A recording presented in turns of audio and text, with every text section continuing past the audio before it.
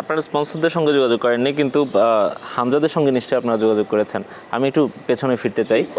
যখন হামজা বা সমিত সোম এরা কিন্তু বাংলাদেশে আরও প্রায় 3-4 বছর আগে থেকে ওদেরকে নিয়ে আলাপ হচ্ছিল। হামজার ব্যাপারে আমি এরকমও শুনেছি, আগে যে যিনি প্রেসিডেন্ট ছিলেন তাকে আমরা যখন মিডিয়া থেকে যখন প্রশ্ন করা হয়, তিনি বললেন যে হামজা খেলবে কিনা আমি জানি না। মানে খুবই দায়সারা একটা উত্তর তিনি দিয়েছিলেন যে হামজার কোনো আপডেট আমার কাছে নেই এবং আমি জানি না সে খেলতে চায় কিনা। সো সেখান থেকে আপনারা কখন এই বিষয়টা নিয়ে সিরিয়াস হলেন? এত দ্রুত কিভাবে আসলে এই কাজগুলো শেষ করলেন? কারণ এটা তো সিম্পল প্রসেস না, নিশ্চয়ই এটা বড় একটা প্রক্রিয়ার মধ্য দিয়ে আসতে হয়েছে।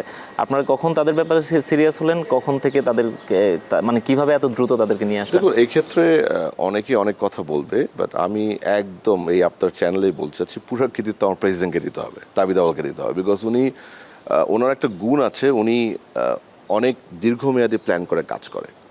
সো উনি যখন নির্বাচিত হন, আমার মনে হয় 2-3 দিনের ভিতরেই কিন্তু উনি একটা টেন্টেটিভ লিস্ট করে যে এই প্লেয়ারের সাথে বিএফের আগে যোগাযোগ চলছিল, ওদের স্ট্যাটাস কি দেখেন, আমার মার্চ ইন্ডিয়া ম্যাচ আছে, I need this players.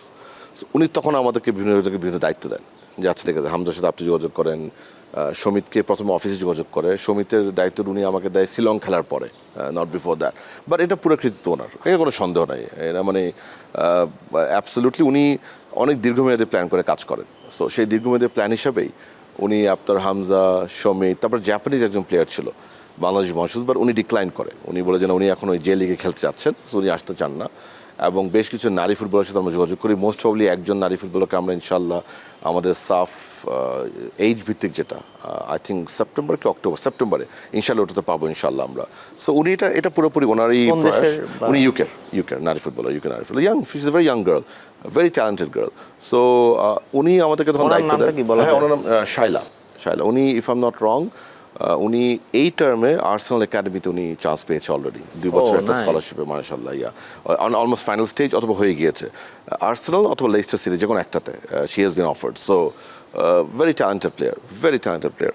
So ওনার সাথে আমরা এগুলো যোগাযোগ করছি। আরেকজন সুইডেনে আনিকা একজন প্লেয়ার আছে, উনি তো রেডি ছিল এই জুন মাসের শেষে খেলার জন্য, বাট টাইমিংটা মেলে নেয়। সো ইনশাল্লাহ আগামীতে আমরা ওনাকে আনবো।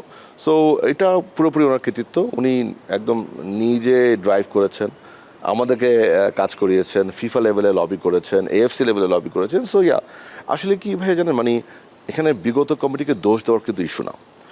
ইস্যুটা হচ্ছে আপনার একটা টিম সাপোর্ট। মানে একজন ব্যক্তি কিন্তু অনেক কিছু করতে পারবেন না, বাট একজনকে লাগবে, সে দায়িত্বটা নেবে। তো সেই দায়িত্বটা আমাদের সভাপতি নিয়েছে, তারপর উনি আমাদের মধ্যে কাজগুলিকে ভাগ করে আমাদের দ্বারা কাজটা আদায় করেছেন। So I think it's a collective effort.